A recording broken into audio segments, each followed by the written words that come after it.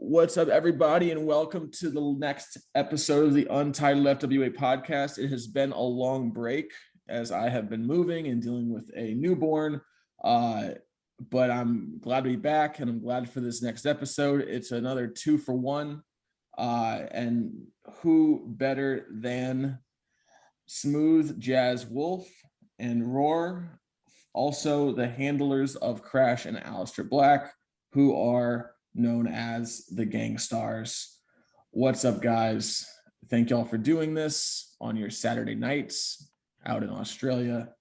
I really appreciate it. I also feel like I have the cadence of talking like SS right now. I've been listening to too many Fallout pods, and there's been too long of a break. It is time to get back to the real show in FWA podcast land.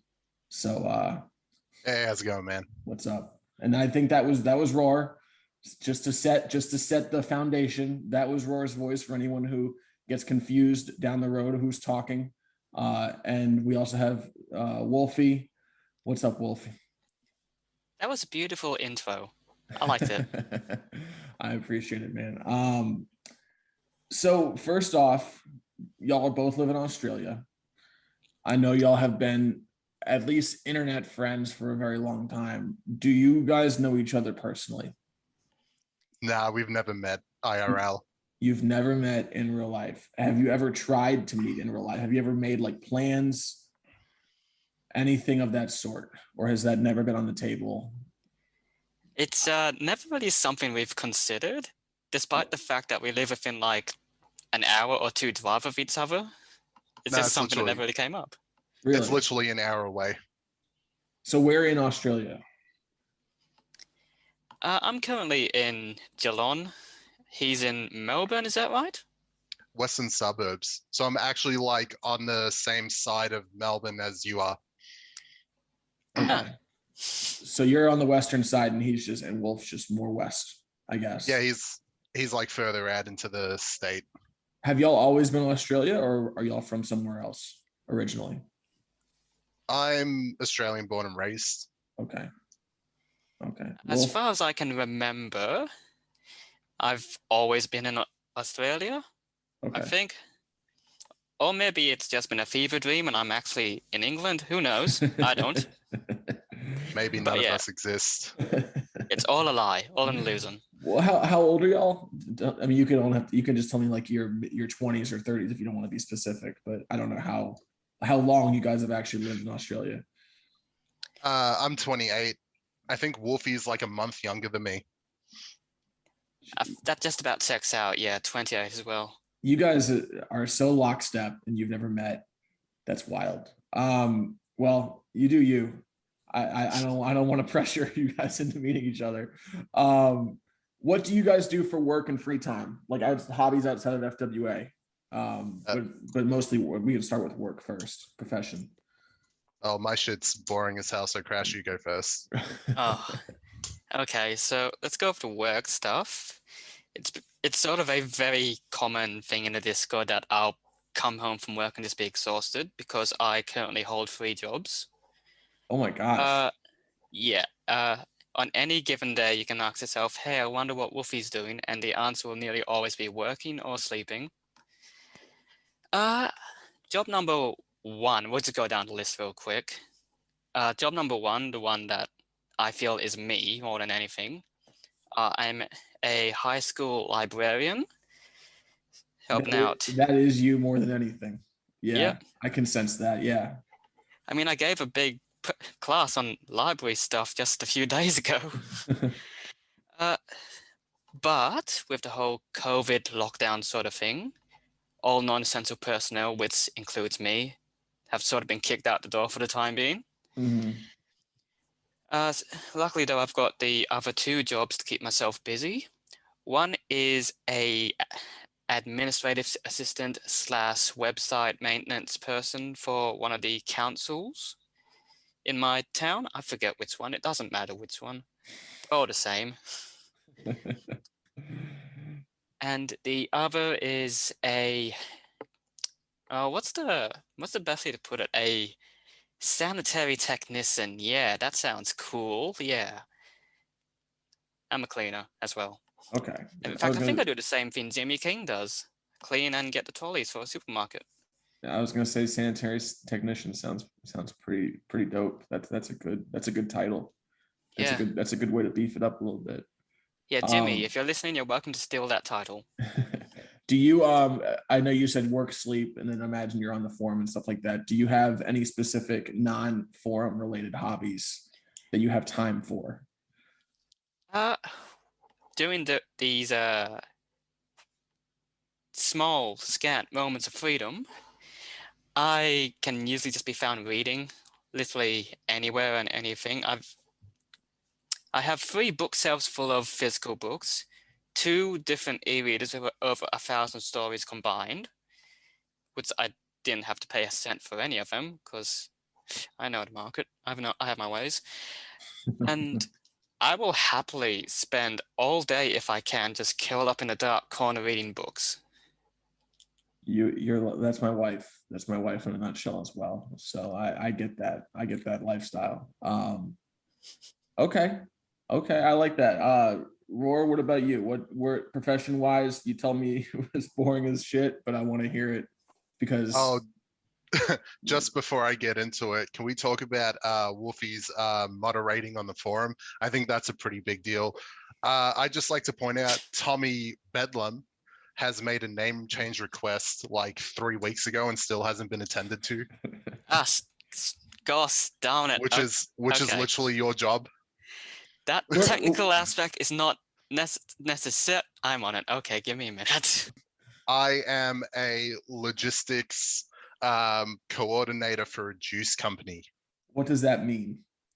It means that I receive orders from the major supermarket retailers in Australia, of which there's only 2 really big ones and then a few smaller ones. And I organize all my shipments, picking, and distribution of stock. Okay. It is incredibly boring. So you're basically, you're part of the streamlining process, I guess, of I'm trying to dumb this down for myself personally to understand it as if I was 7. But I get it. Okay.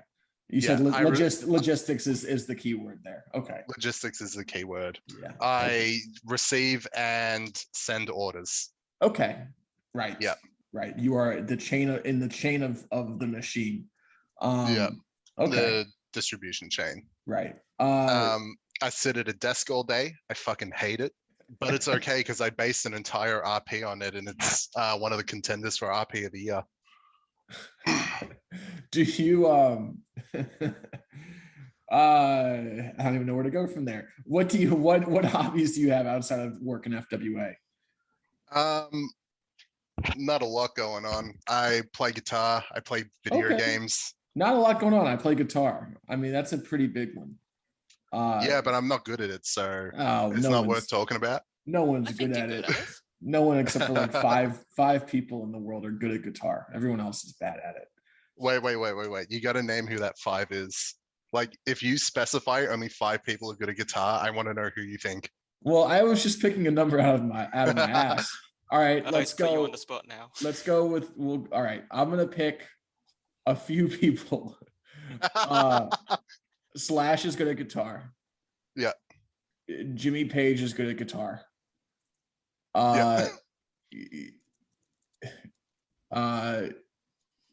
Keith Richards is good at. I don't know. You know what?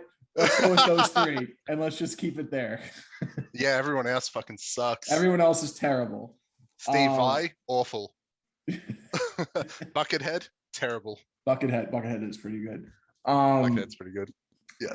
And like Zach Wilde. Zach Wilde's one of the greatest. Yeah, he's good. All right, there's probably more than 5. There's maybe 15. But yeah. But aside from those 15, everyone else is bad. And yeah, if you aren't, including me. I'll say this: if you aren't paid to play guitar, you are just in a big bucket of people who aren't good at it. But I imagine that you, Rawr, are on the high end of that bad bucket. So you should be proud of yourself for that. I have been paid to play guitar once Then before. you are good. Then you are officially a good guitar player. Oh man. All right.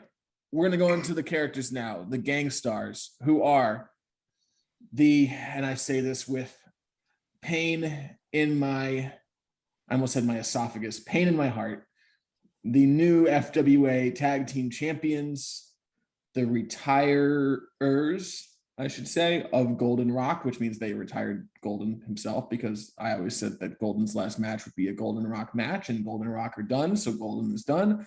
So congratulations to the Gang Stars. I did not plan for the Gang Stars to be the team that retired Golden, but life comes at you fast. So I only think it's fitting to do, I'm making you guys feel, I'm just like guilt tripping you guys for the last minute. I think it's only working. It's only fitting to do a kind of look back, retrospective, if you will, and also just a general, your views, your ideas, your thoughts on e-fetting, and just kind of how the Gang Stars formed, how they've stuck together for so long. I just think it's fitting, just because the Gang Stars are FWA tag team champions and CWA tag team champions. So let's go through the list of accomplishments. First, Alyster Black, one-time FWA tag team champion. I imagine it will not be the only time. And I just pulled this straight from your bio, and I like these two. Won the first ever Fallout vs. Meltdown match, which was against Golden. Won the first ever Fallout. No, against Dan Maskell. Dan, you're right. Back in business, you're right. And then the second, and then I think you won.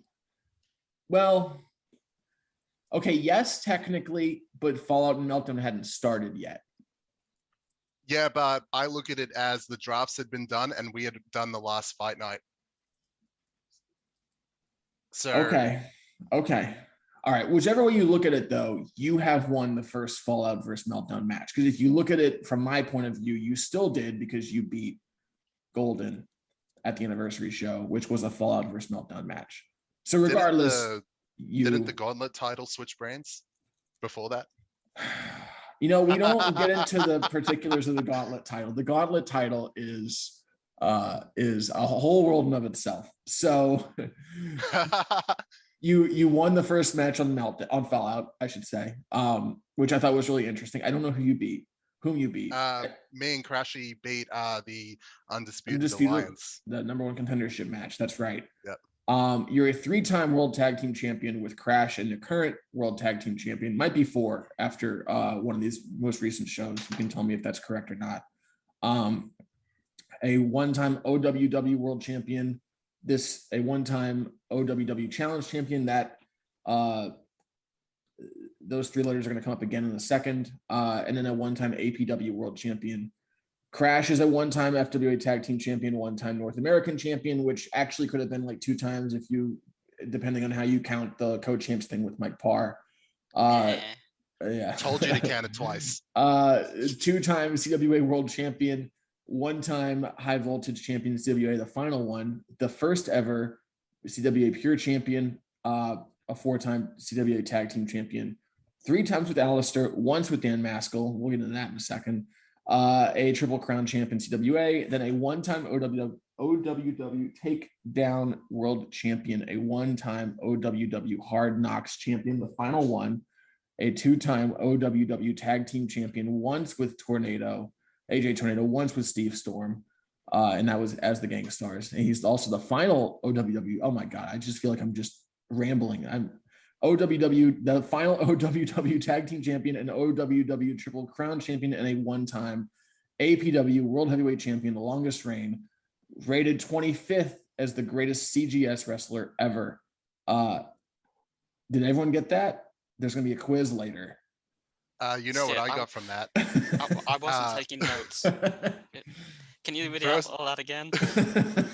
First of all, Krash is a belt killer. How many finals does he have in there? He has three finals. All right, so Krash is a belt killer. And also, who the fuck keeps track of the CGS accomplishments? I've got like 50 titles from there. I didn't put them in my profile. Put them in your profile. You should put them in your profile. All right, so because this goes back beyond CWA when you guys joined, and that was 2011. We're going to get to that. When did each character start, and what Fed was it? I started Alyster Black it was either 2008 or 2009 in CGS, which stands for Chain Gand Soldier. That's with a D because the admin of the forum wrote the URL wrong when he was creating it. Chain Gand Soldier. It was supposed to be Chain Gang Soldier, but it's Chain Gand Soldier. Yeah, admin fucked up creating the URL. And this I is always wondered about that. and this was this just a wrestling forum in general, or was this a forum specifically for an EFED? Yeah, so this was a general wrestling forum. And what the admin used to do is he'd sign up on like every wrestling forum he could find, and he would just spam email everyone on there and get them to like join his forum, which is how I found out about it. I got a PM on another wrestling forum, and I just clicked the link, saw they had an EFED. It was the first one I'd ever seen. And I thought that looked fun, signed up and started going, not with Alyster Black, with another character who was just Brock Lesnar, but with a different name. And then I promptly got mauled because I wrote like 3-sentence RPs, much like the legendary Josh Drake. Poor Josh Drake. All hail. Couple years later, I created Alyster Black and enjoyed far more success. Okay. Krashy, where did you start? It was a crisp summer evening in 2009, I believe. I had no idea what e-fetting was. I had no idea what forums were. I just wanted to talk to people about wrestling. I was like, Google wrestling forum, that'll do.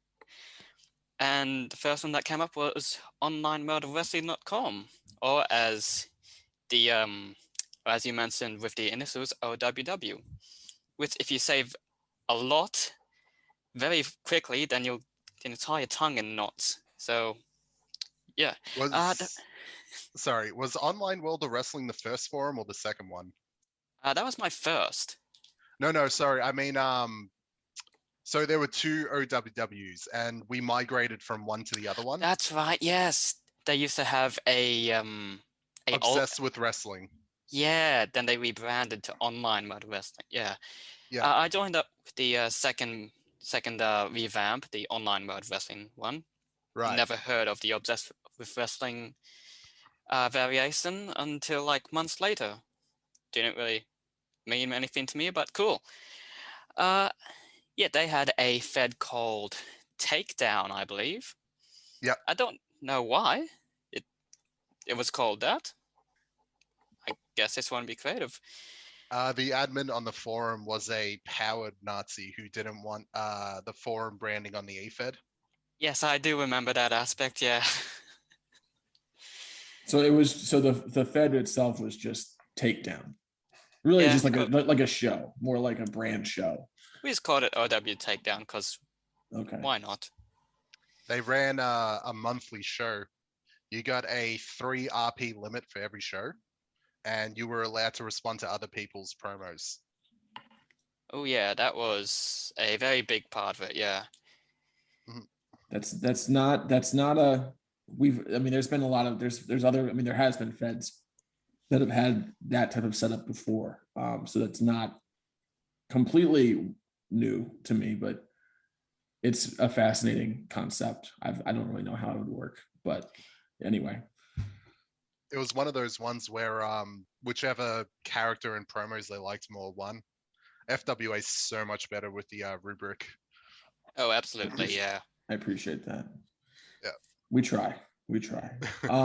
So what was the inspiration for the character? Rory, you said that you originally had Brock Lesnar with a different name. You were getting killed. You were like, all right, let me try this character. How does that turn into Alyster Black? So I started watching more indie wrestling around the time because I just joined a wrestling forum and I was starting to learn more about wrestling in general outside of WWE, which was all that was airing in Australia at the time.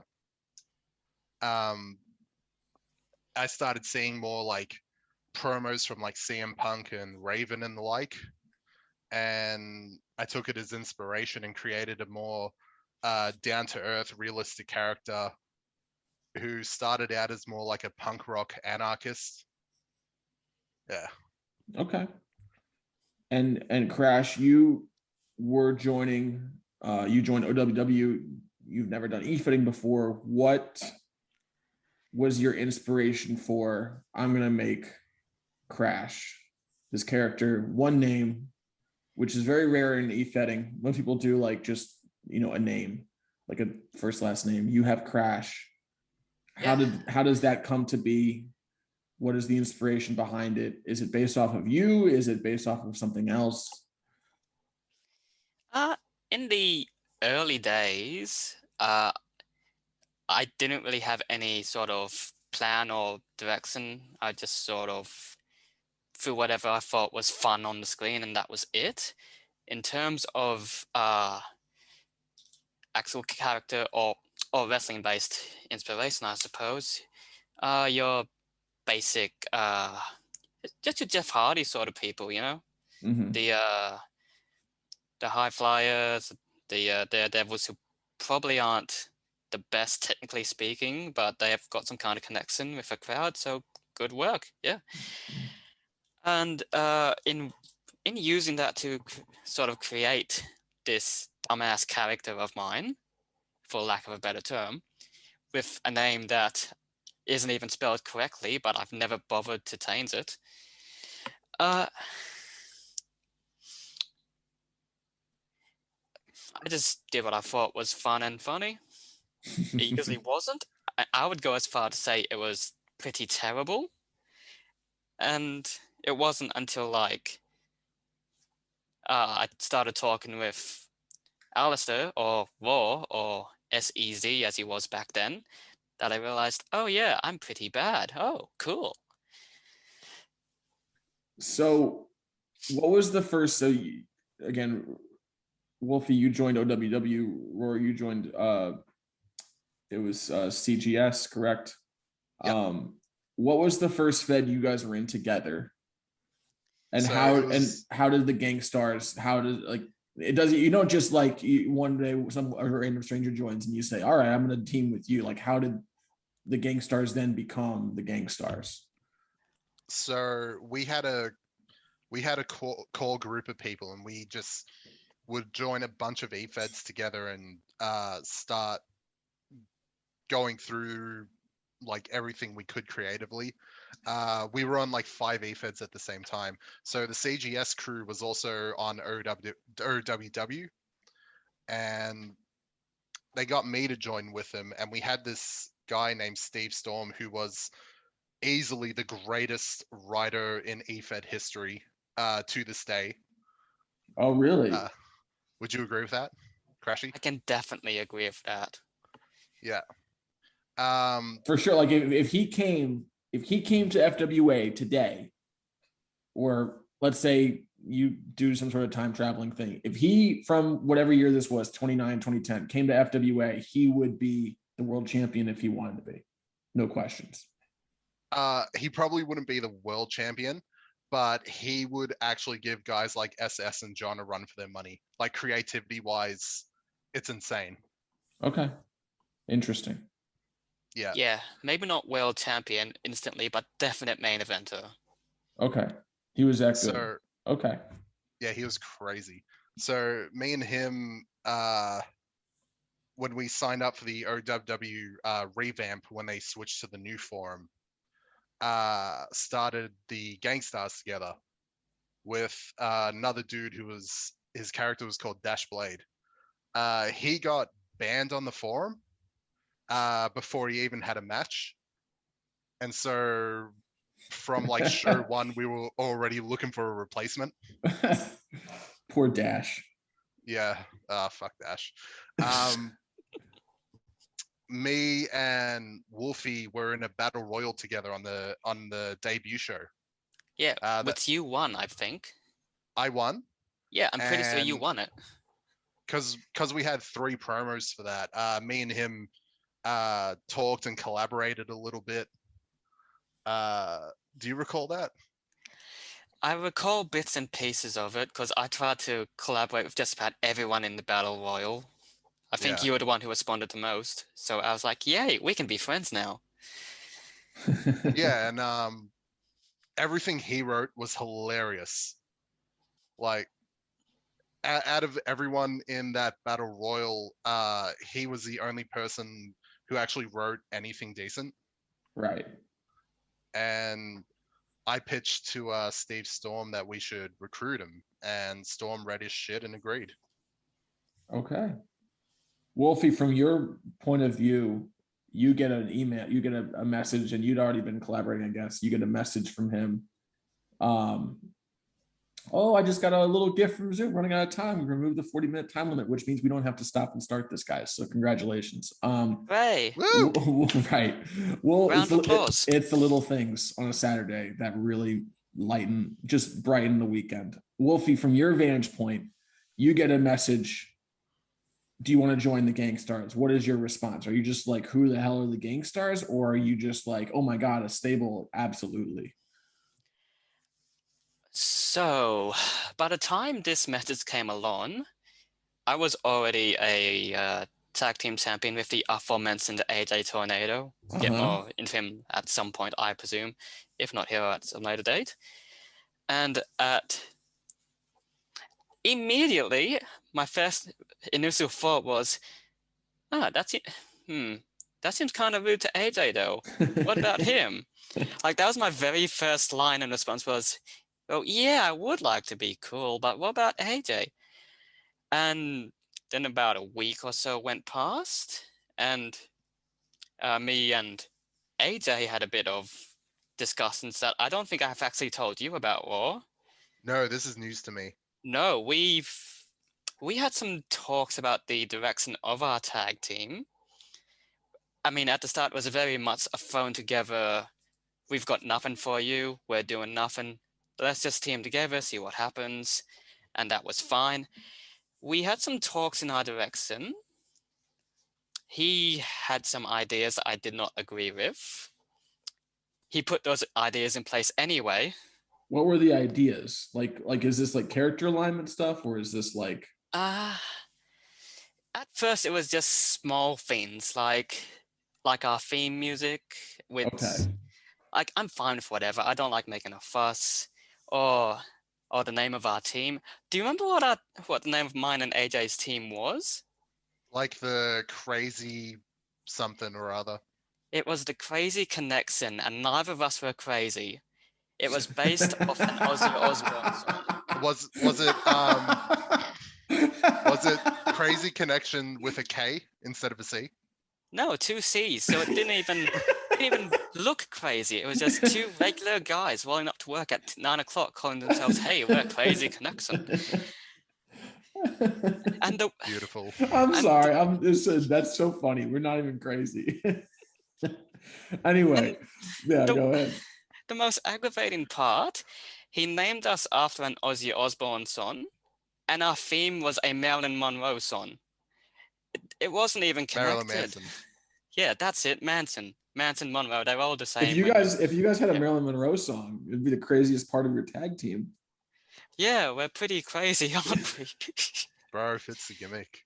Oh God. So you just kind of were like, this is not really the direction I want to go. It kind of seems like I don't have a say in the tag team.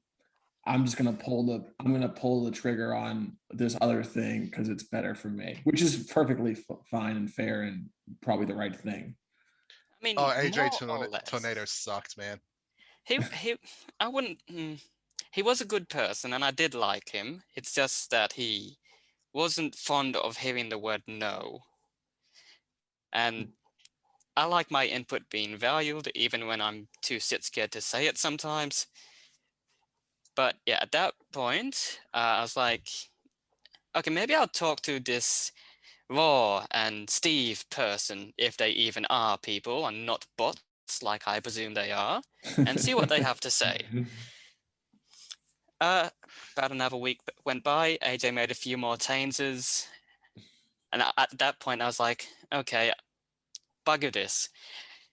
Well, tell me what's going on here. How am I going to stab this man?"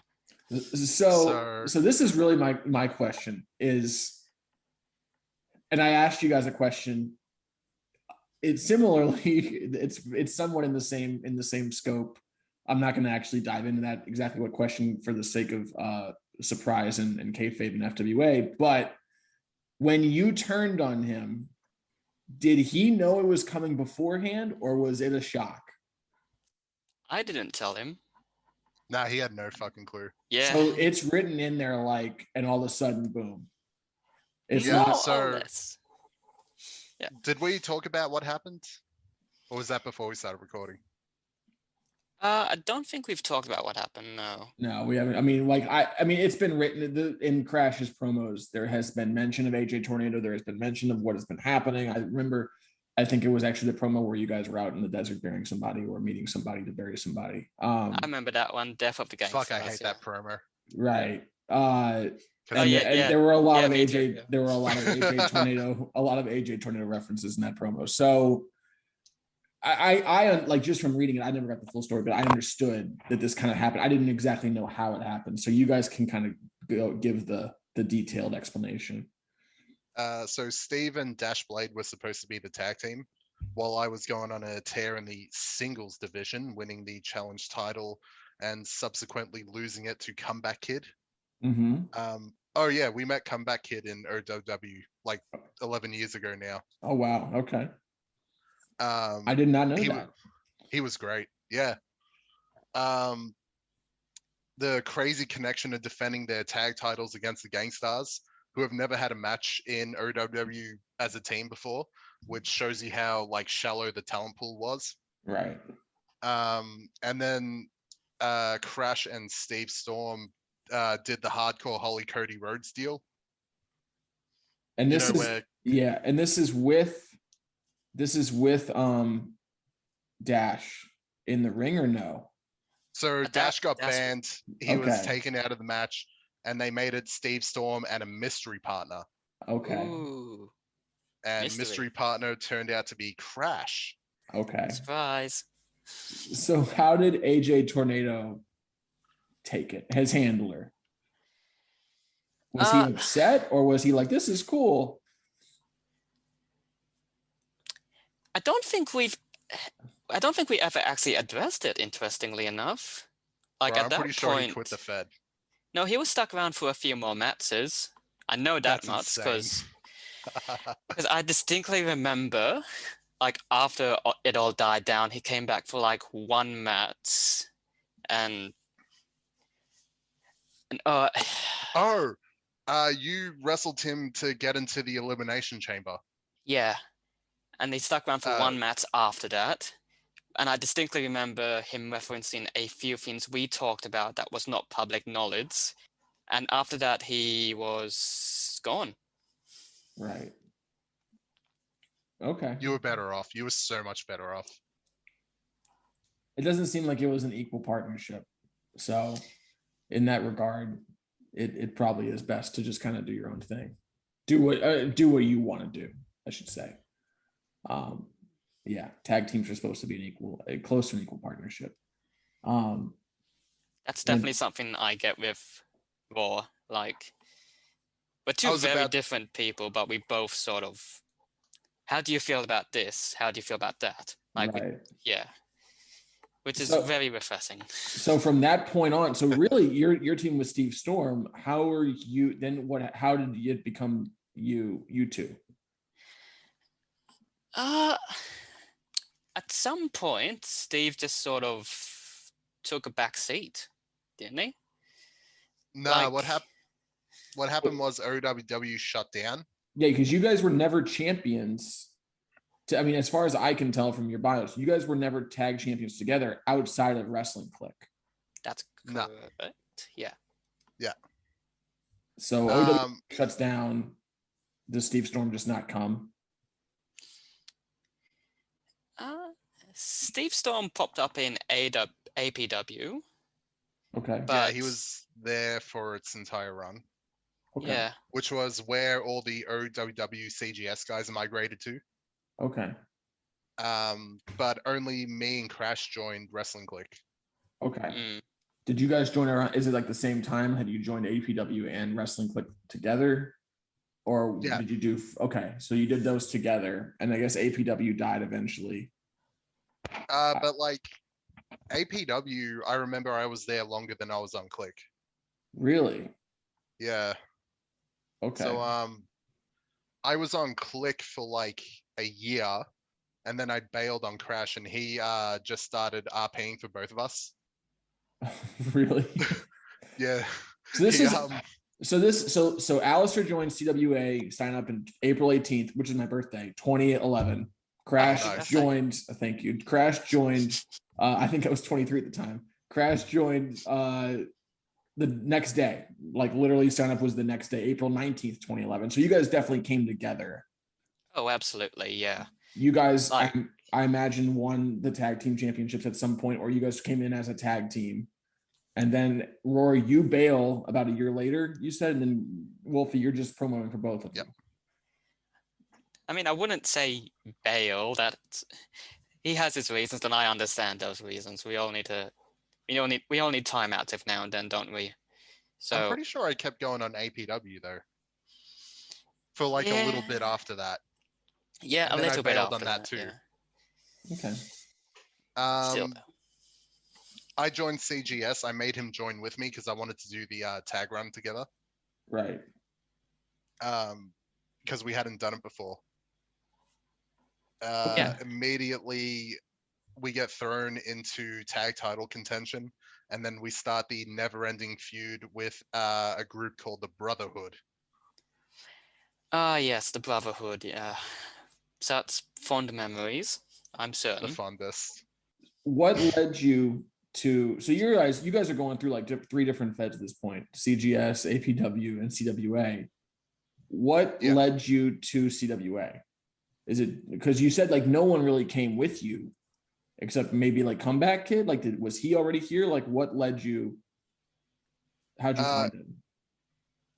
I was Googling around looking for a new fed. Okay. Because we were waiting for like the CGS OWW core group to start a new forum, which was a thing they kept doing. Like one of the users would get sick of whatever they were doing, start a new forum with a new eFed, and then they'd quit on that, and then someone else would start one like a month later. It was weird. Okay. So I was looking for like a stable place to just to eFed for an extended period of time, and I found Wrestling Click. Okay. Just through Google searches, I think. And this was 2011. CWA was about 2.5 years old at this point. I think I saw the earliest sign up was like late 28. Late 2008, I mean. What was the Fed and forum like during that time period? Because I was not on Wrestling Click, I was on PWS forums at this time, FWA's original home. What was the Fed like in the very infant stages and the forum like at this time? This is 10 years ago. Yeah, that was 10 years ago. I fucking can't remember. Crashy. Oh, I can barely remember 10 days ago, let alone 10 years ago. I think it did feel very different from what I call. Because promos were always sent in privately, and that took some getting used to. Mm-hmm. Yeah, there was like a mad disconnect with what was going on and like what you were promoting. Just felt like really impersonal. Okay. Yeah. A lot of the time you wouldn't even like notice that the RPs got posted. That happened to you?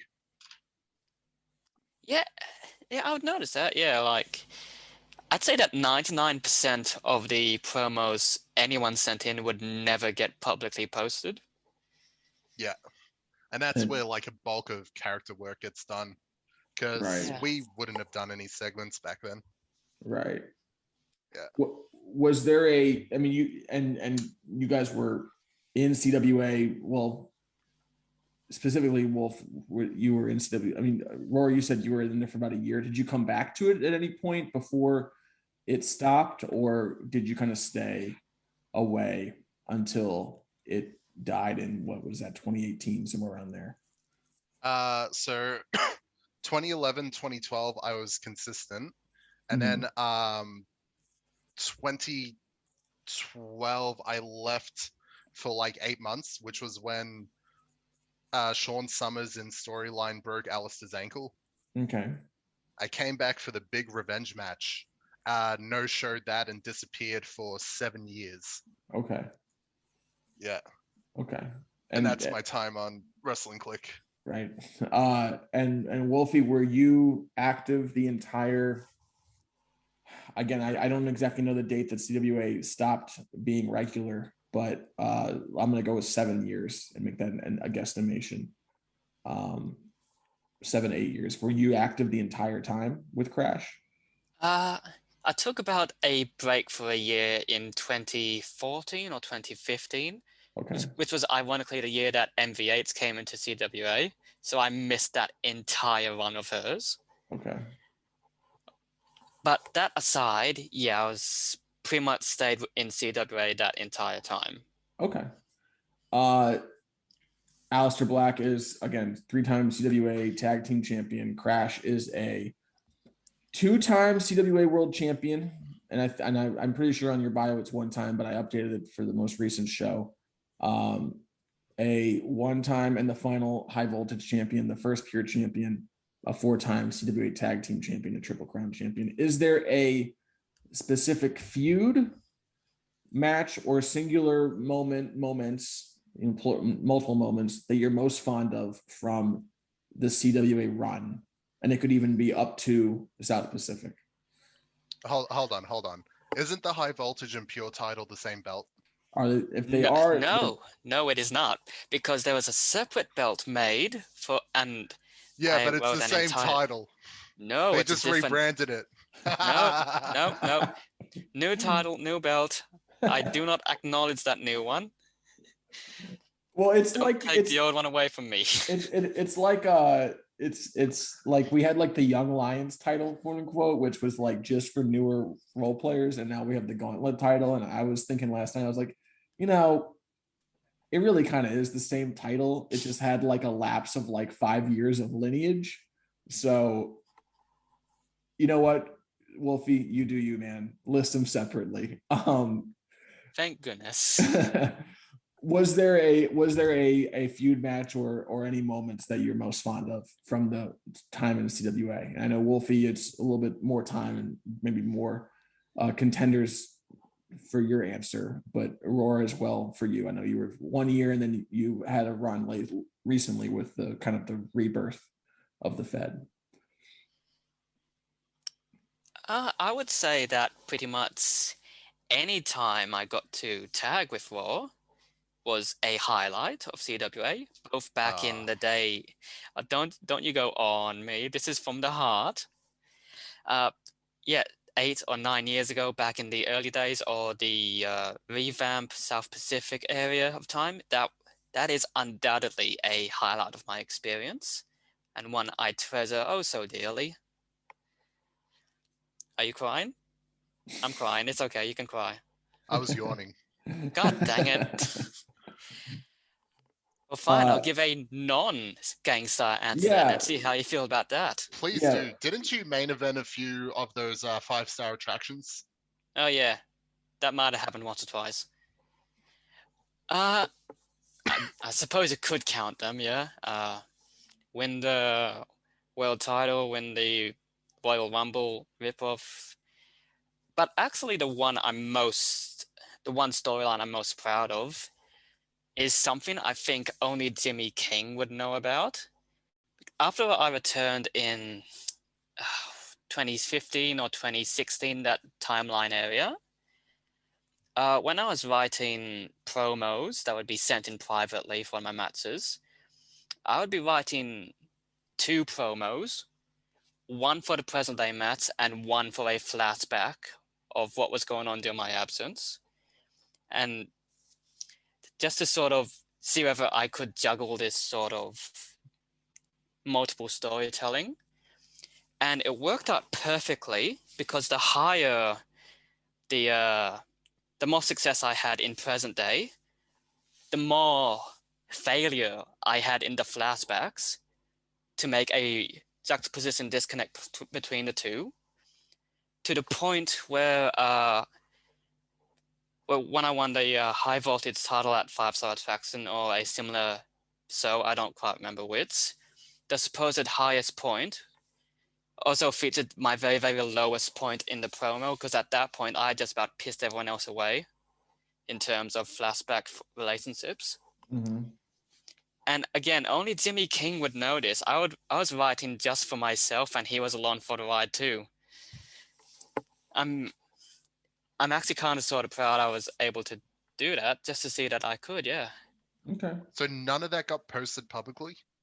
I think maybe one promo got posted publicly with a bit of context removed because it was in the middle of a flashback.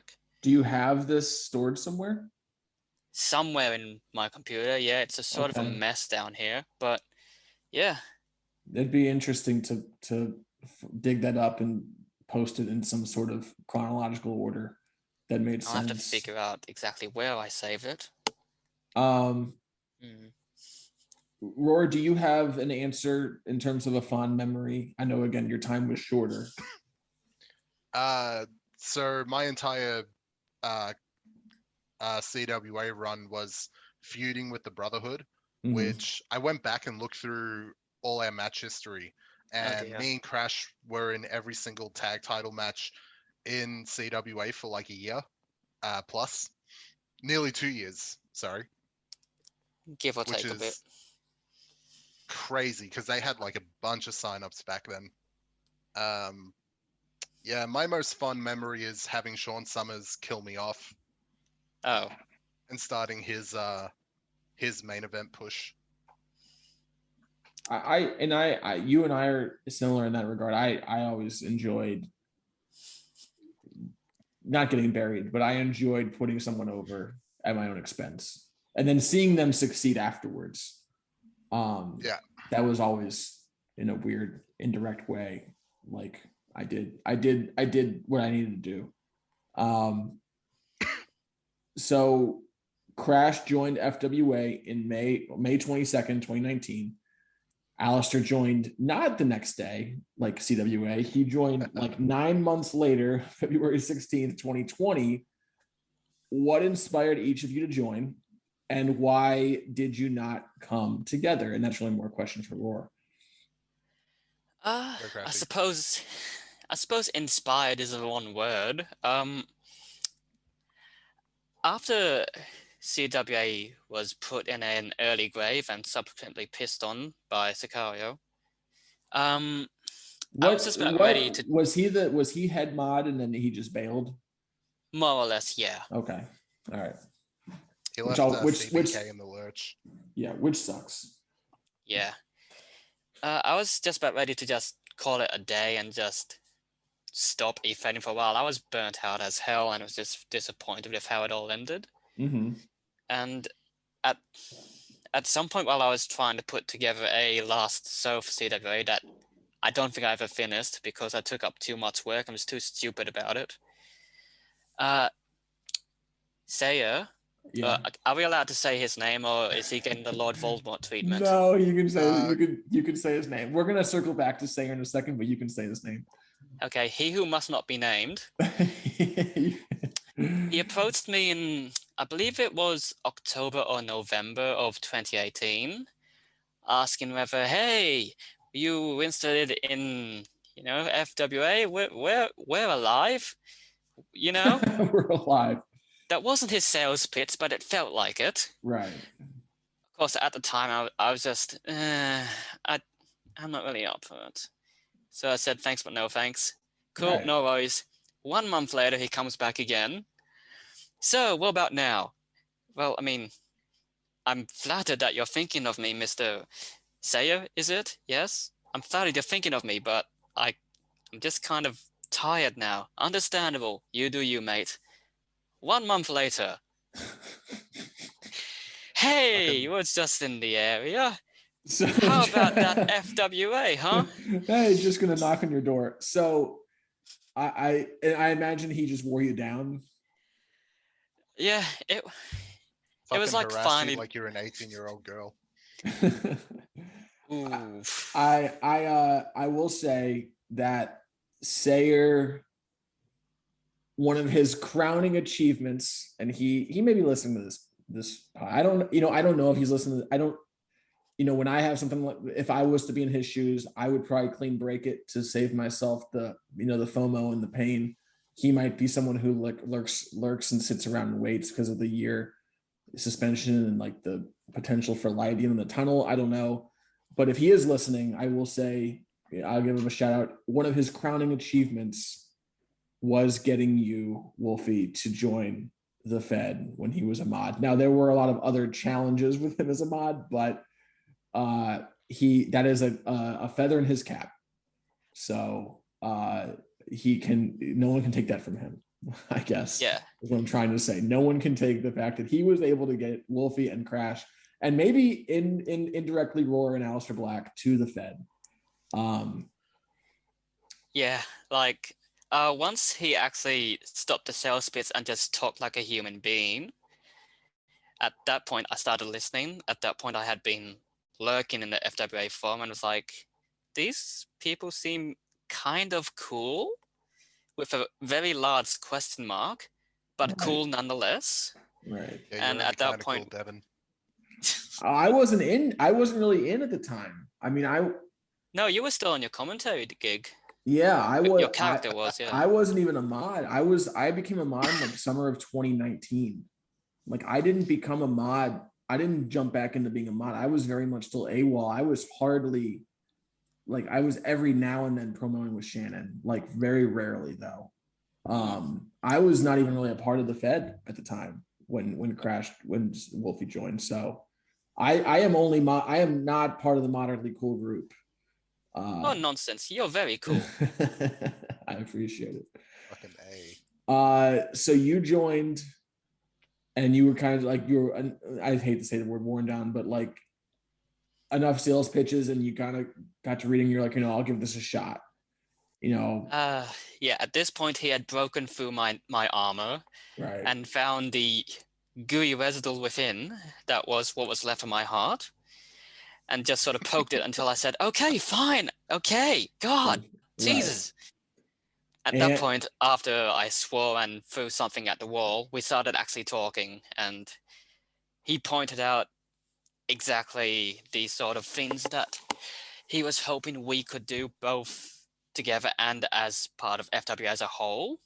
At that point, yeah, all that sort of thing. And after having a look around the forum and talking a bit more into depth, I finally agreed. A month or so later, the debut angle with Chris Kennedy was put into play, and the rest was, it's not really history per se, but it's, adjacent to that. You had the angle with Kennedy, and you beat him. Yeah, for some reason. I don't know how. I think yeah. And then around that time, I was coming back as mod, and then at some point I became head mod, and I thought, what we haven't done in a while, a good old CWA FWA angle. And those are Crash's favorite.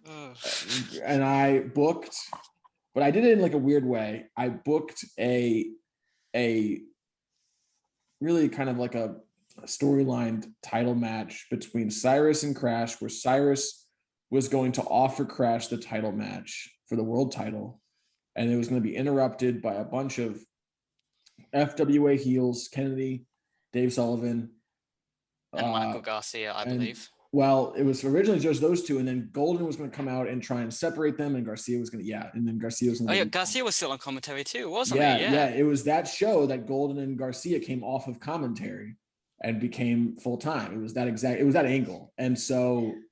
Does that lead to your BIB match? It planted the seeds for the Golden Garcia BIB, didn't it? It did plant. We were already kind of like. We were bickering, I think was how it was being written, but yeah, it definitely was like the key in the ignition to start the engine type thing. So we did like an angle, and like the idea was like, Krash going to an actual world title shot. It ended up being that Dave Sullivan won, and that's how Sully became King Sully, and triple champ Sully actually.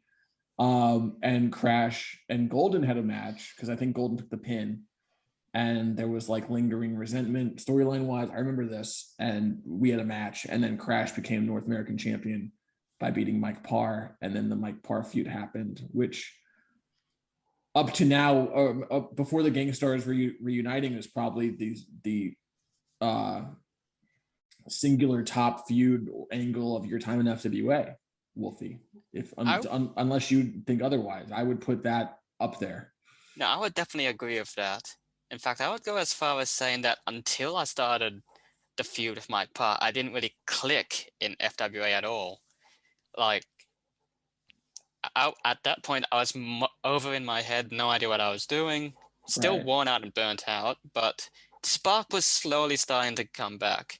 And the feud with Parr reignited it, and everything just clicked. I realized what I'm missing. I realized that this is a story I can work with. Yeah. Right. The co-champions thing, which was, I came to you both and I said, what about this?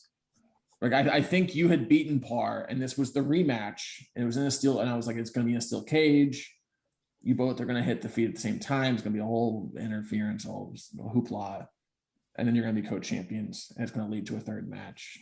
And you and Prod were both like, this is awesome. This is what we need. This is how you elevate a feud. So I appreciated that you guys were so game for it. I wanted to break the title in half, like Laycool, and just sort of carry around two halves of a title. Oh, that would have been cool. You didn't. Well, next time. I'll call up Parr. We'll do it next time. But yeah, and then around that time that you're doing this, maybe even a little bit before the whole co-champions angle starts, Rawr, you joined February 16th, 2020. What inspired you to join? Were you like talking to Wolfie, and Wolfie's like, hey man, it's getting kind of cool? Or were you like already kind of like thinking I was going to join independently? So I left WC in like 2013. I actually went like no contact with Krashy up until like 2018. I sent him a PM at random. Is that right? 2018 or 2017, one of those times, yes. It was before CWA died. So yeah, definitely that area. Okay. All right. So I would log on to the forum like once every 4 or 5 months and just send him a PM saying like, how you doing? Get updates and shit. Because I really missed him. He was like one of my best friends. Not just on the internet in general. My heart. I was going through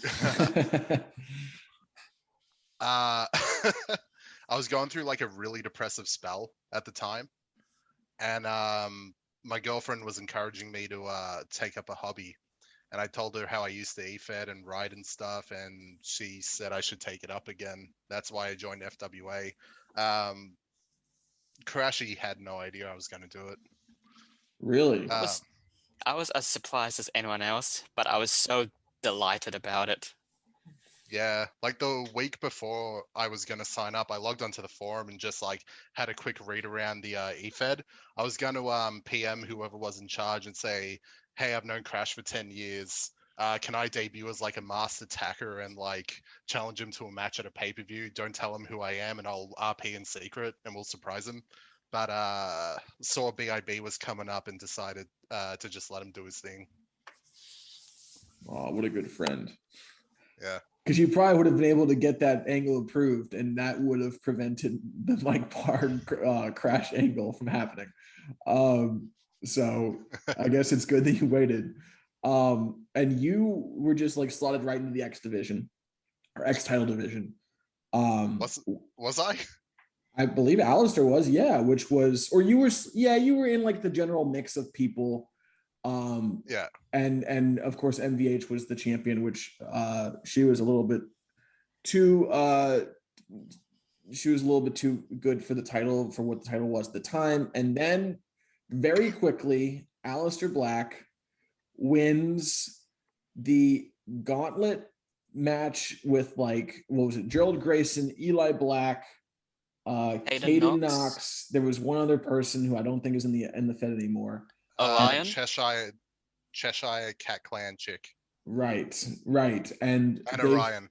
And Dave Sullivan, and you won as the last match that he had to go against, and you got a world title shot, and it was like you just skipped everything, all the divisions, and went right into the world title shot. And I remember the idea was we had done Gabby, Cyrus, Sullivan so much that we needed to do something fresh, make a new star, have a new challenger. And so this was the idea. It was going to be no one who had challenged before. And this is what we came up with. And how did you feel about that? Because I know that like it's a huge challenge. It's a lofty ambition for someone who just got back into this thing, but also it's like kind of cool, I imagine, in a way too. Oh, dude, I was like stoked. Really? Because I was messaging you and you were like, I really want an X Championship match because it's like very much more Alistar style, but I'll do it. Yeah, no, I absolutely was disappointed because I was calling out MVH and like all my RPs back then. But I'd have never won that, and I was never going to win the world title match. But I wouldn't admit it, but I was really stoked I was getting a world title match. Right. Really wanted that X title shot though, still do. I think you have a good shot of getting it. But we'll get to that in a second. Can we talk about how fucking asshole-ish these Fallout mods are though? For putting me in a #1 contender match after all my recent accomplishments. After beating Golden, Maskell, Kennedy, and Rondo, and Golden Rock. Yeah. What the fuck do you have to do in this Fed to get title shots? Seriously. The X title is just the X title is more than it used to be. It is the brand championship. You have to go above and beyond. I'm just kidding. And then we're like, we're gonna do Alyster. We're gonna get Alyster Black in the North American title division because like he's a little bit above the X title division at this point because he's just like that's how good he is. And then it's you and you guys have your feud 1-on-1, and then I believe the 4-way where the title changed hands, and you have a second match, which was I think an I Quit match, and all the while you're doing the whole Masked Attacker biker gang thing with Golden Rock and the Gang Stars. So Leather Boys, right? So how regrettable. I'm sorry, guys. No, it's okay. I pushed for it. How did that come to be? Like, did one of you message the other person and say, "Hey, this tag team tournament is a damn joke. Let's team up"? Because really, you were both in it, and Rawr, I was a really big fan of Black Caramel. And I thought that you guys were going to continue beyond the tournament. I honestly believed that you guys were going to continue beyond the tournament. What led to reforming the Gang Stars? So Gabby had Golden up and was like pushing the Sully feud. Right.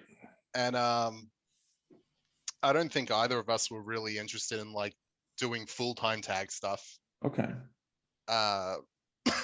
But I just want to say teaming with ETE with Black Caramel was like some of the most fun I've ever had e-fetting. That was some really solid stuff. I think you'd say the same about teaming with Pa, yeah? Yeah, I would say it definitely had that it had its fun, yeah. Yeah. Like, Black Caramel for me was one of the most organically entertaining teams in the tournament. And I'm always going to be low-key disappointed it didn't last much longer. I'd say the same about the car crash. The car crash. That is not our team name. We never settled on our team name. I think I called it that. I'll be honest. We had to do the drawing twice because Sean and Tig jumped in, or Sean jumped in last second, so we had to do it twice. The original one had me and Garcia on the team. The original drawing had Par and Krash on the team. The second drawing had Par and Krash on the team. So it was fate. And it was destiny. I went to both of them and I was like, hey man, like this is how it went. It was not fixed. It really was. I did a random thing and they both said, yeah, I think we should probably go our separate ways at some point and do some others. Like, I think they both were like, because the feud was long at that point. There had been 3 matches. So then to do this on top of it is like, man, like, It did. Like there needs to be some sort of like diversifying of the portfolio. But at the same time, I think once you guys got into it, and Wolfie, tell me if I'm wrong, once you guys got into it and started actually collaborating, it was very organic and seamless. Yeah, like at the time of the start of the tag tournament, we had been feuding for 4 or 5 months, give or take a bit. By Right. the end of the tag tournament, it had been going for 10 to 11 months, us just sort of connected to each other. And at that point, he either loved me or wanted to kill me. It's always hard to figure out which, but yeah, after a few mishaps, we just started connecting, started communicating a bit more. Bung out the detectives promos, which I am always going to go back and read every now and then because I love it. Yeah. Detective 2 should have won its match. Was Detective 2 against Cyrus and Eli? Or was Detective 2 against MVH and Grayson? MVH Grayson. It's the one that ends with the Mexican standoff. That's the one, yeah. Okay. But it's all good. It's all good. Well, that's the thing. Golden Rock never got Krash versus Par, and that's why we booked the non-title match, and y'all won. Y'all were the first team to beat us. With Detectives Part 3, yeah. With Detectives Part 3, and because I thought that was going to be the finals, and you can never count out SS, and you can also never count out Cyrus. So yeah. While we're on the topic, you also shouldn't be counting out Jam or Franchise for their work, because at the time they were doing top-notch work and were contributing to a fantastic chemistry with Cyrus and Michelle to each on their own. Yeah, they were doing fantastic. I agree. Still are, I would say. I agree. I heard Franchise comes back, and Franchise, we miss you. Yeah. So what happened? Yeah. Who messaged whom? How did that start? Did I message you? I think you messaged me initially, yeah. I don't remember the exact details. Yeah. I probably messaged you and was like, hey, let's start teaming. There's like tag team shit going on. We'd probably do really well together again. We definitely didn't have no fuck this tournament shit. Right. That's just kayfabe. I get that. Yeah. Yeah. Oh yeah, no, our kayfabe reasoning is like pretty harsh. Nothing we write in promos is how we really feel. I'd just like to point that out. And I would like to point out that any anti-CWA stuff that Golden has said has been all in character and is not out of character how I feel. It's not a reflection of you personally. It is not. No. It is just Golden's gimmick in the face of challengers from CWA trying to take his tag team championships. That's all. So I just wanted to state that because I know that there can be harsh feelings at times from some people when it's a CWA. When CWA is brought up either positively or negatively. Anyway. Some people, you mean me? It's okay. No, not just you. Not just you. You are one who sometimes, but you distance yourself. AON is one. But I think that people do take that conversation personally. I know that it can be a very touchy subject from both sides. And yeah, it is a bit of a sore subject. And I think I even messaged you at some point saying that I felt like I've been a dick to you because I was responding to you in a sort of flippant, negative way because of all this. Yeah. And apologizing for that. Like at some point I realized I'm doing awful. No, I didn't even notice about it. Nothing registered for me. If you were being a dick, you're just being a normal person. So oh no. So nothing registered, honestly. That sounds even worse now. I didn't notice anything. And I understand. The reveal of the Gangstars was that is probably the one thing that I think that we both would probably say could have been handled differently. Both sides probably say that. It's all on me. I totally wrote that. It is water under the bridge, and that water has evaporated at this point. So I have no hard feelings, but I know that like if we could have done it better, we would have done it differently to do it better, right? So the intention behind all that was because you're a mod, you get no surprises. I know. Yeah. I know. So again, sorry. No, it's okay. I understand the reasoning, and I understand. And I remember like Sully saying to me, like, it's because you never are surprised by anything. You're always in the know. And I was like, yeah. Yeah. I get it. I get where you're coming from. But anyway, no, I at the end of the day, we made it work. And it was, I wouldn't even say it was chicken shit. I would say we turned chicken salad into a chicken sandwich. It actually worked out so well. It worked out really well. Especially for you guys. So what is... I feel guilty again. What is the feud or angler match that you most enjoyed since coming to the FWA? Or moment. And by moment, I'm including the golden carving, golden with the glass, or something similar to that type of moment. The co-champs thing, like both feet on the floor at the same time, can be similar. I'm gonna actually shout out something not connected to us, and just shout out the entire whodunit angle with MV8s and par. Okay. Like, I've always loved whodunit angles, and I think they did a fantastic job of it.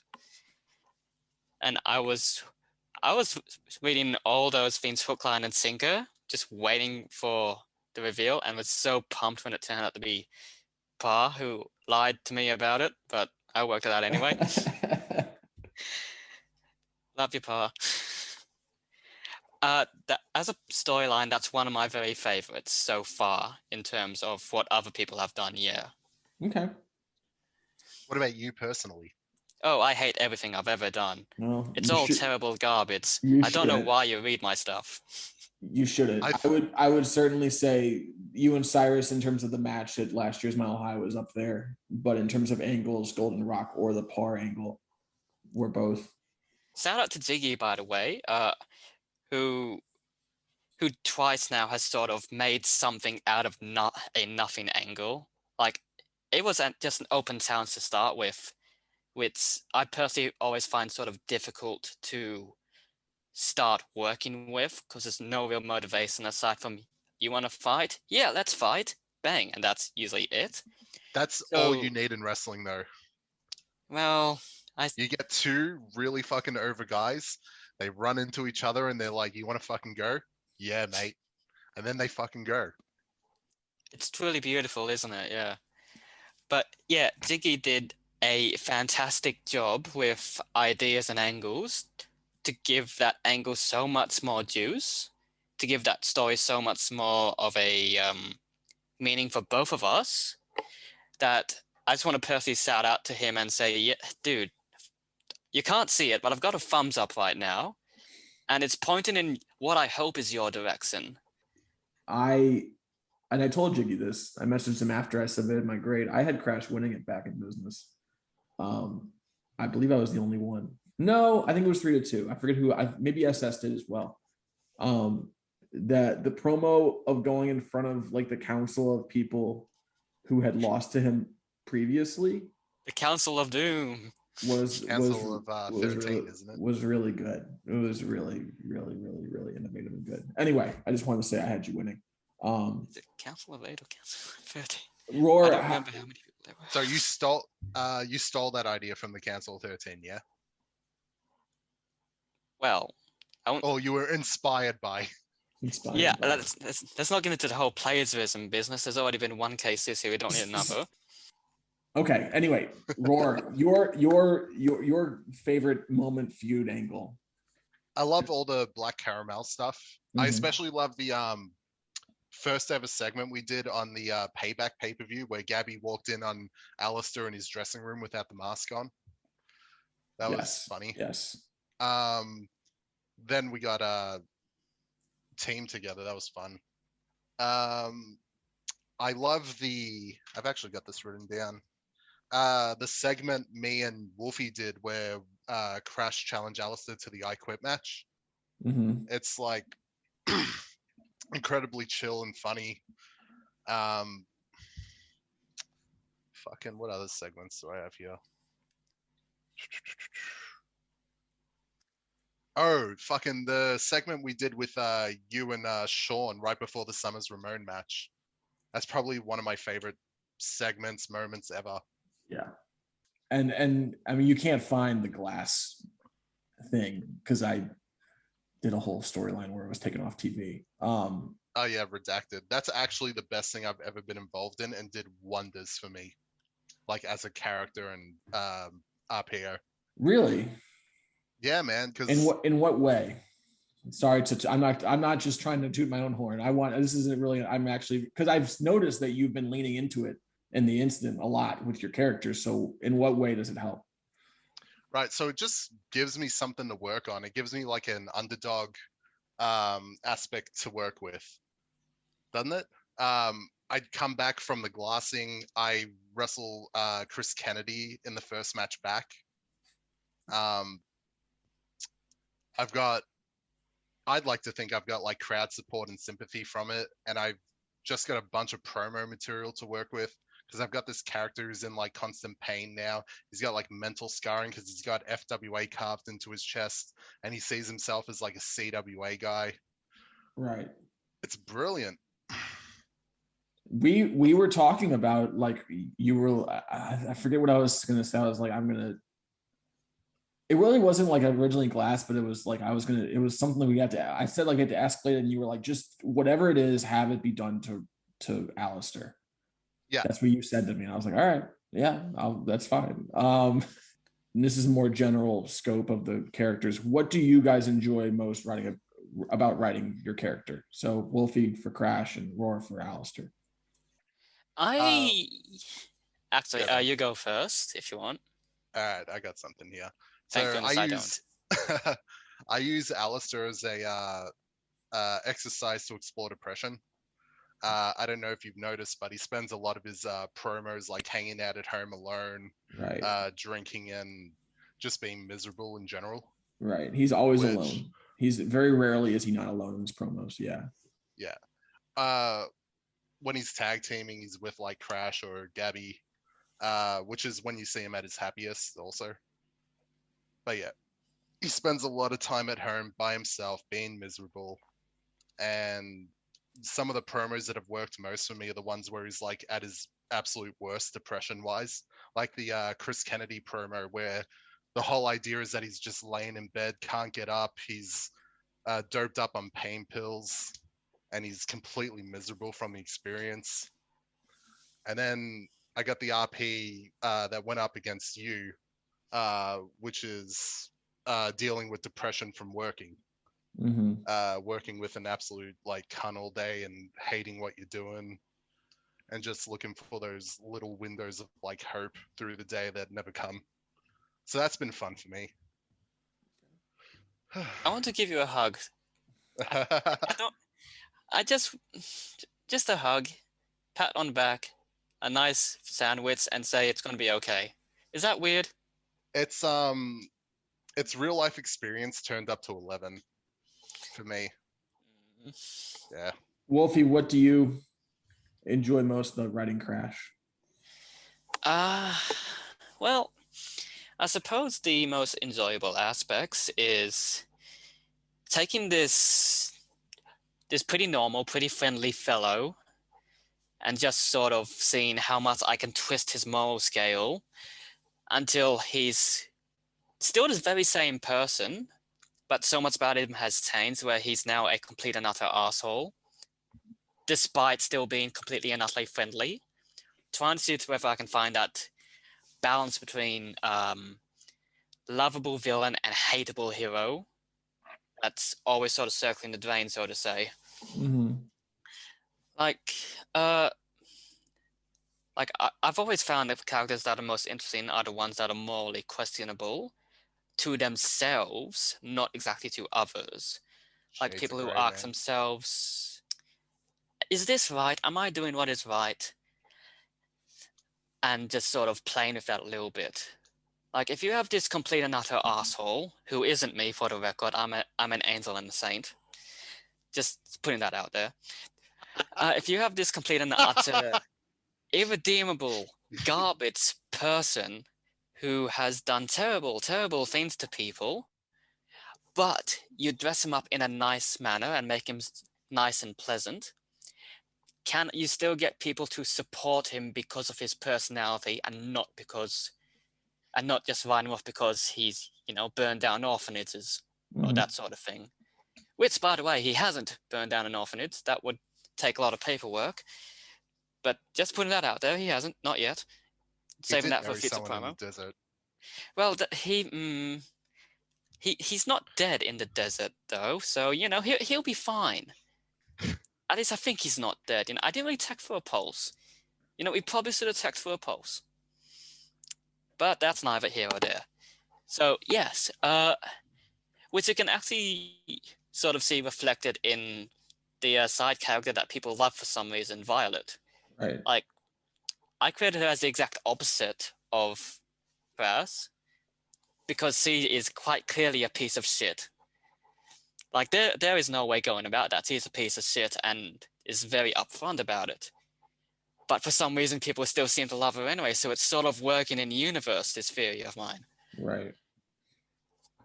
Which is weird. How did, so when you first started this character, which was 12, 13 years ago, how has it evolved? How has he evolved to where he is now, where you're like this lovable villain, hateable hero? Was he always like that, or at what point did that click for you? Oh no, he at the very start he was nothing more than a cheesy goofball. Just a white knight face. Yeah, like a white knight face. He was a complete and utter idiot. Yeah. So there's no getting past that. So at what point was it when he joined Gangstars, or was it sometime after that it clicked into like this multi-layered person? I would say when we went to APW and I sort of started working on actual, what do I want this character to be? What is his direction? At the end of the month, will anything be different about him? That sort of thing. And from that point, I settled into the actual character of who he is. This charming yet oddly sociopathic personality that you kind of want to see die in a fire, but at the same time, if he smiled, it would just be oh so lovely. When you're kind of writing the character in this way, or when you're writing promos in this way, where again, like I think that you're like a lot of your situations that you put Krash in are very innovative, and then like even some of like the world building, like the Fallout, like the video game Fallout, not the Fallout our brand, but like the Fallout video game Mile High promo against Cyrus is one of my favorite promos I've ever read, just because of how detailed it was within the Fallout world. So like it's very innovative, it's very detailed, very specific, and then also just like the character and like how you. My question is, did you have it in your head, and is it intentional to write it that way, or was it an organic thing that kind of just happened, and then you kind of woke up one day and you looked and you were like, oh man, this is actually working for me. I didn't plan it this way. Does that make sense? Yeah, I get what you're saying. Yeah, like did it happen naturally, or was it a set path? Yeah, that sort of thing. Yeah, because like Golden was a white knight babyface for a very, very long time, and then kind of naturally, organically, from like diddly dallying or dibbling dabbling, whatever dabbling is the word I'm trying to look for. Sorry, dabbling in him being heel. He kind of became organically this like the rotten gold, very like the way I would describe Golden is very possessive and very like possessive. Yeah, possessive is the way I would, but that was not intentional. That was not like, I didn't have that plan when, the whole glass thing, that was not originally what I was going to do, but that just kind of happened organically. he's very possessive now. And so, and like he was possessive of the tag titles, he's possessive of Golden Rock, he was possessive of just, his spot in the FWA. That's why he was always out there on the show, hitching his wagon to Ramon, but that didn't happen organically. So I guess that's my question is like, did it happen organically or was it intentional that you kind of pushed for? I would say it happened pretty organically.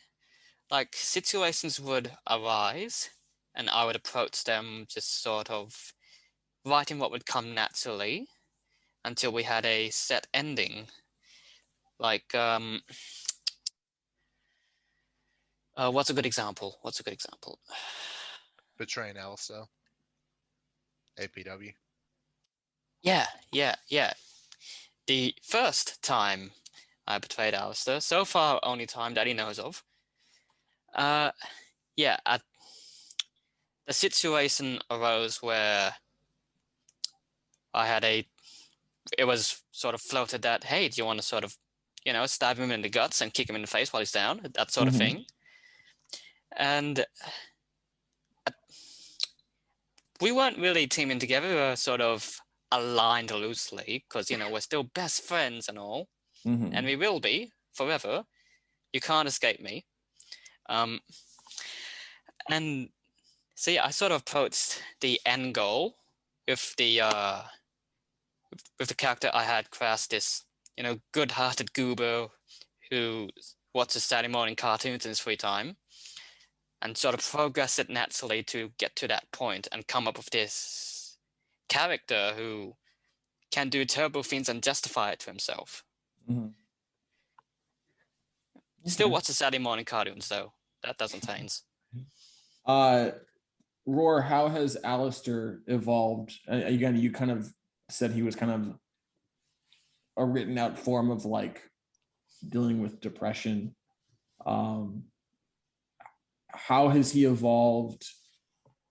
Is his current state, or like it was similar question, like, is this how you write him now? Is that always how you wrote him? And was that like an intentional thing, or was it kind of an organic shift? I can barely remember how I used to write him. I think he was more fourth wall breaky. I based him on Deadpool originally. Okay. With CM Punk inspired promos. I remember that because his first name used to be Wade. Fucking. Yeah. I'm glad you shifted. I'm okay with fourth wall, but if fourth wall is your only gimmick, then I'm always kind of like it's shallow. So I'm glad he's evolved. That didn't last all too long. Like in CWA, he was just like, he was closer to what he is now. He was just like really violent, looking for a fight and trying to win the tag titles. Right. Which is essentially what I have now, but with depression mixed in. Right. Okay. Yeah. Make it sound so tearful. Dude. Still want to give you that hug and a sandwich. This is gonna be fun because I know that you guys are both gonna enjoy this. We have about five or six questions left. SJW, Wolfie. Hello. Describe Alyster Black personality-wise as best you can in one sentence. In one sentence? Shit, I wrote down 3. You can write. Okay. You can give me all 3. That's fine. It's going to be a run-on sentence, so I'm not going to stop. That's fine. So Alyster Black is a sadistic bloodhound who doesn't cross lines. He skips over them on his way to make breakfast every morning. He's the kind of man who would throw himself into a fire if it meant he might get a spark on someone he hated. But at the same time, he's the kind of man who would burn down an entire town out of spite, but do so in such an endearing way that you see yourself saying, oh, those people kind of deserved it. Yeah, you go, Alistar. Rawr, describe Krash's personality-wise as best you can in 3 sentences or less. He's easily the most complex character in FWA, I would think. Personality-wise, he's hilarious, really endearing, but that's surface level. Underneath that, he's a complete sociopath who's only concerned with his own goals. That's good. That's a good little summary. That sounds pretty accurate. Yeah. He does. I was waiting for the insult. he does have the vibe of someone who never breaks externally. He's always even keel and in that way centered externally, but internally you never know what's going on. What do you two enjoy? I'm gonna want to usually get this one question. One of you's gonna be the other one. I've already picked out.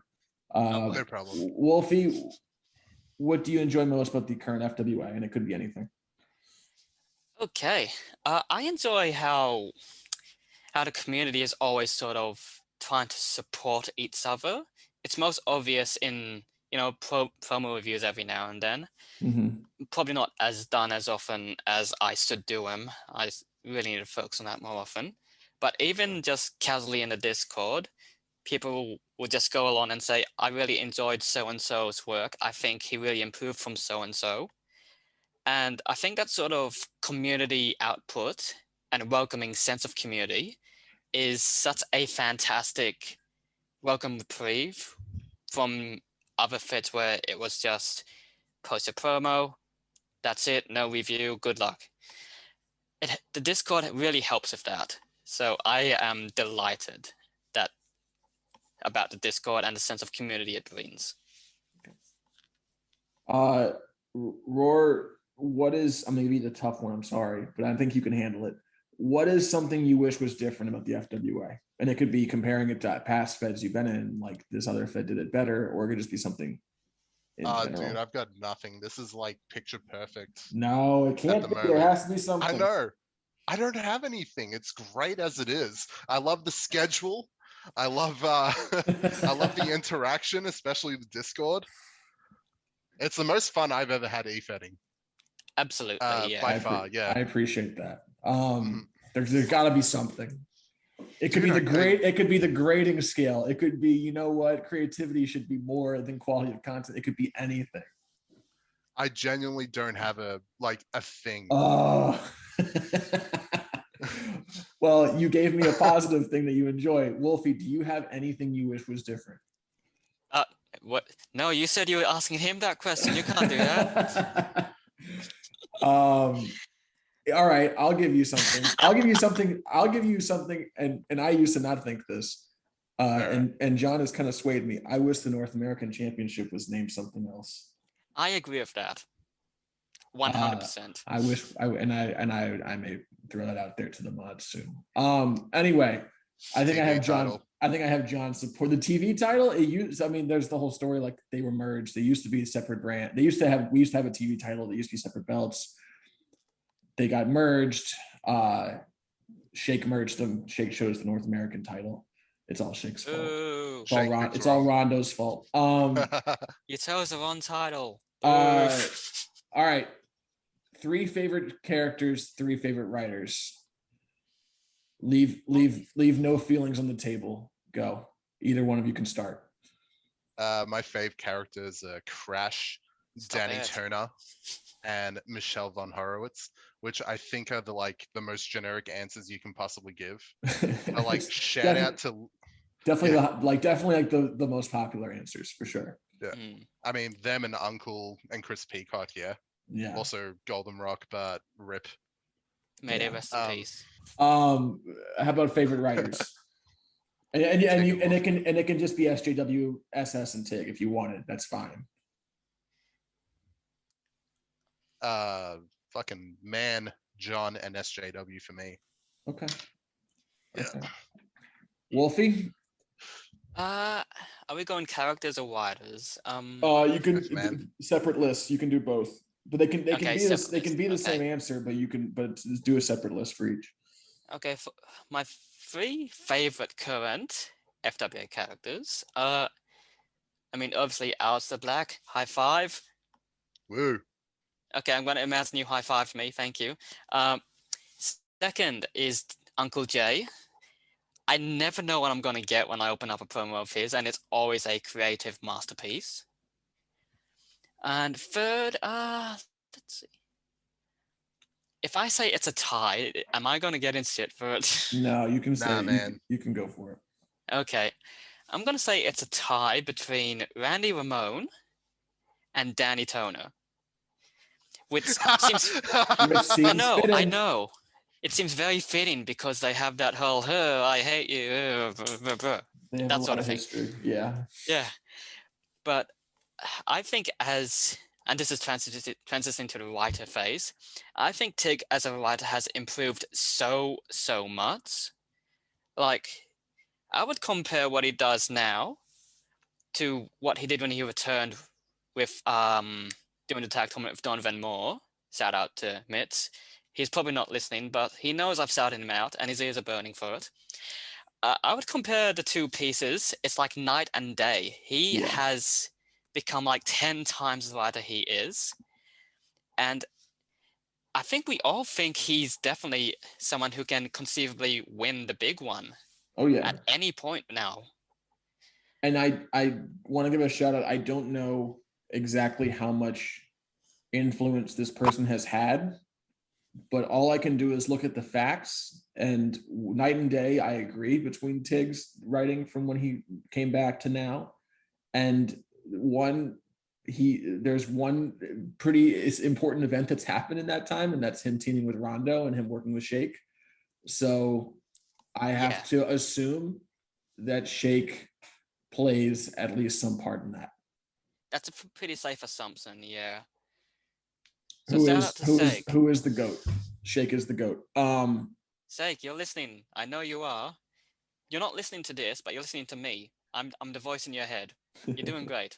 I think Shake is going to listen probably. Probably not. I also want to give a shout out real quick to AON, who isn't writing a lot right now because he's a bit sick. Yeah. But he is a fantastic writer at taking different characters and making them all feel separate. You look at Lizzie Rose, you look at Lilith, you look at the Echo. They're all three very different characters, but they're still the same handler. Mm-hmm. And he makes you feel like that they're three completely different handlers as well as characters. And I think that someone who has the ability to separate character work like that in such a good way to make you forget this is the same person who gave us Lizzie Rose and Greg. God bless Greg. And I think that's a superb piece of talent that he probably doesn't feel like he has. So I just want to give a quick shout out to him. AON, I know you're listening. Shout out to you. Your ears are burning right now. That's me. I'm doing that. Did you give? I want to go back. Did you give your list of best writers? You mentioned Tig. You mentioned AON. I mentioned Tig and AON. Best writer, and it isn't really best, more of a favorite. Because if it was best, favorite. Then obviously SS. Favorite. Let's see. I would actually say you, really. Like, no, you can't say me. I'm off the table. No. When you listen to these things, that's always been the rule. You can't say me. I appreciate it, and you can talk about why you would say me. I'll give you an unofficial shout out. But okay, that's fine. Unofficial shout out to TGO, wherever you are, Goldie. Okay, third favorite writer, John. Yeah. Just pulling that name out of a hat. A very fantastic hat, mind you. But he's the same person who does this fantastically creative, witty Uncle Jay, as well as this mountain of menacing destruction, who doesn't give a shit about you. He just wants to move past you. Jon Snow mentality. Mm-hmm. He is someone who can make you laugh and also make you shit yourself because, oh my God, I'm going to die thanks to John. John, I have a lot of praise for John and his writing style. I'll get into it in another podcast, but I've bought into him more in 2021 than I've bought into anyone else's writing. My favorite characters I'll always list them because they sometimes change from podcast to podcast. Right now, I'm like through the moon on Chris Crow. But that guy is on fire. Yeah. I would have Chris Crow in there, Danny Toner, Randy Ramone right now. Those are my three. That's a very good list. Yeah. Yeah. Give a shout out to Chris Crow though, for sure. And Jeremy Best is one promo in Jeremy Best is shooting up the rankings. Dude, I love this man, and I've only known him for like 5 minutes. Right. Rawr, is there someone who is like one of the newer people that's joined that you read their promo or you read their work and you're like, all right, this guy's got something. Fuck, I don't read any promos, man. You should read Tommy Bedlam's promo. It feels weirdly like it'd be up your alley. The 24 one that he just posted. Maybe, I don't know. I just know that he's like a cowboy. I like Tommy. I like the second generation cowboy wrestler. Yeah. Old J's doing pretty good shit. You'd like Chris Crow as well. I think you'd like the carnival. Yeah, I got to start reading the Meltdown side.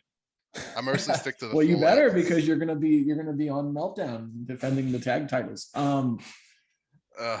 All right, last question, and I will let you guys go. I've kept you guys for long enough, almost 2 hours, and I appreciate it. I always tell people it's going to be 30 to 60 minutes and ends up being double that, triple that. Last question, it's a big one. And I ask for both of you. And Wolfie kind of even almost, Wolfie toyed or dipped his toes in the water of answering this a little bit ago. Do you ever think about retiring the character officially or formally? And if not, why do you not think or do you not think that way? And why not? I would never retire Alistair officially. Like you would never do like this is like the Undertaker style, like this is my last match, pomp and circumstance. I've done that with Golden before. I'll probably do it with him again. The pomp and circumstance, basically. You would never do that. Nah, I never do that. I just have, if I was ever going to take a break, I'd just have someone kill him off. And then you would just never come back, and that would just be unofficially it. Yeah, that'd be it. Okay. I don't think I'd ever do a new character or anything. Alistair's goal, as a character, ultimately is to die in the ring. So if I ever disappeared permanently, I would hope they'd write that out. Yeah. If I ever died tragically, kill Alistair off in the ring. Okay. Yeah. That's fair. But the thing is, since Alistair wears a mask and you can come back, you can just put someone else on the mask and say, oh, this guy died. Him. It was Greg. Yeah. Yeah, Greg. Greg died in the ring. May he rest in power. Wolfie, what is your answer? Because you even said you thought about just saying, you know what, I'm done with it before joining FWA. You said you thought about that. I did genuinely consider just throwing my hat in the towel. Wait, no, my towel in. How the hell does the phrase go? Never mind. I did genuinely consider retiring after CWA died. The only thing that stopped me is because I have a very specific idea on how I want the Krash story to end. Okay. In terms of promo and story and such, not necessarily in ring. And I thought it would be a shame if I just don't ever actively put that into play. Mm-hmm. I've actually teased a little bit in promos exactly how it all ends. And I really don't want to spoil it because it's something I've been working on for a long time. But if you read between the lines, you can see a bit. Do not spoil it. I am not, no. So when would, do you have a timeline for when this would happen? And you don't have to spoil that either if you don't want to. Not really, no. I'm having fun. I'm enjoying it. And I don't want it to end quite yet. So I imagine I'm good for a bit longer, even when I am bloody exhausted. Yeah. And I do think there will be one day where I'm like, I can't do this anymore. I either don't have the time, I don't have the passion, or anything. And at that point, I won't vanish. I'll tell the showrunners, the details. Post my last promo, explain exactly how he dies, or something like that. Spoilers. And then I'll ride off into the sunset, never to be seen again. I think the balance you have to, as someone who has retired their character before and then came back with them, and I didn't, and I don't really, I'm not necessarily happy I actually did that at times, but I'm happy for the run. I'm glad I did the run. I just wish I never retired officially and did the whole pomp and circumstances. Kind of looks silly since I came back. But you have to balance. When I did it the first time, I wasn't tired of it. I just was anticipating that I'd be tired of it. So I tried to get ahead of the game, you know. It's like never do something until you're sick of it. Like stop before you get sick of it. That way you leave on a good note. That's what my mentality was. But then what happens is I didn't feel like I was actually at the end of the road. So it was always in my head. I could do this again. I have more story to tell. So it's a balance between like, do you want to leave before you you have to leave basically right before you get tired. That way it never feels like a chore at the end, but you can't leave too soon because then you're going to want to come back. But then you can't leave, you can't leave too late. You can't do it too late because then the ending is going to be it's not going to be your best work. So it's a really thin line. And I did it too early. Anticipating that I was going to get burnt out and that I should get ahead of the game. And now I'm here, 6 years later on a return, or I was here and now I'm gone again. But yeah, but we're happy you returned though. It was a good run. Yeah, it was fun. I had a good time with Golden Rock. I'll get more into that on a different podcast probably, but I'm happy. I was in a feud. I said this in Discord. I came back for a feud with Garcia that I didn't want to do. And I'm happy that I did it because everything after that was fun. It's always getting over that hurdle, isn't it? Right. And even the Garcia stuff was not terrible, but everything after it was really, really enjoyable. So anyway, that's my advice to you is to somehow thread that magic needle between at your high and burnt out. I don't know if you guys wanted to say anything more. I mean, the Gangstars have been together for I don't know how long, a decade plus, in some form, in some fed, and now here as the tag champions. But you guys have been awesome. Thank y'all for doing this. Yeah, this was fun. Shout outs to everyone in the Discord. Hope you guys enjoy this. Sorry for the low energy. It's 1:30 in the morning right now. Yeah. I imagine like you. I was rambling that 2 minutes, and I was worried you guys fell asleep. So. Yeah, I'm just gonna say, Goldie, thank you for hosting this. Absolutely. I think we're both pretty nervous heading into it, but you've done a pretty good job of being a host and making us feel at ease. I appreciate that. So, good job, you. Round of applause for Goldie. I appreciate it. Thank you. And just a message to the community itself. I love you all. Even you, the person who thinks I don't. I especially love you. You're all fantastic, and my day is better because you're in it. Well, that's nice. And I would agree with that on my end as well. That's sweet. Thanks. All right, guys. Thank y'all, and thank you to everyone for listening. This was the latest episode of the Untitled FWA Podcast with Rawr and Smooth Jazz Wolf, the handlers of Alyster Black and Krash, aka the Gangstars, aka the new reigning FWA Tag Team Champions, and possibly a future ex-champion as well. We'll see. And be on the lookout for the next episode, which could be next week, could be a month from now. Who knows? I have a 5-month-old. You're going to have to bear with me. But I hope y'all enjoyed this one.